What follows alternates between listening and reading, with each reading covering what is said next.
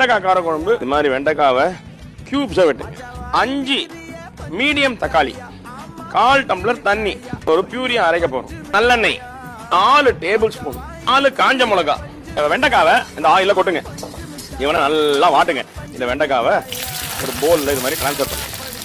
1.5 teaspoon கடுகு, உரிச்ச பூண்டு, ஒரு 100 கிராம் சின்ன வெங்காயம் இருக்கு, ஒரு கொத்து கருவேப்பிலை, 1 டீஸ்பூன், அப்புறம் பாதி டீஸ்பூன் பெருங்காயத்தூள். பெருங்காயமும் சேர்ந்து ரோஸ்ட் ஆகணும். 1/2 ஸ்பூன் மஞ்சள் தூள், 2.5 டீஸ்பூன் சில்லி பவுடர். நீங்க அரைச்சி வச்சிருக்கிற தக்காளி பியூரி அதுல கொட்டிருங்க. இந்த குழம்புக்கு தேவையான உப்பு, 75 கிராம் புளி, ஒரு 150 200 ml தண்ணி கரைச்சிங்க. இவ்வளவு புளி தண்ணி கிடைக்கும், அதை அப்படியே மண்டை மேல கொட்டுங்க. ஒரு 200 ml தண்ணி. இந்த கார குழம்பு புளி குழம்புடைய ஃபிளேவர் நல்லா வந்துச்சு. இந்த ஸ்டேஜ்ல நம்ம அந்த ஃப்ரை பண்ணி வச்சிருக்கிற அந்த வெண்டைக்காய், காஞ்ச மிளகா அதை இதுல ஆட் பண்ணிட்டு எனக்கு பிடிச்ச வெல்லம் 1 டேபிள் ஸ்பூன்,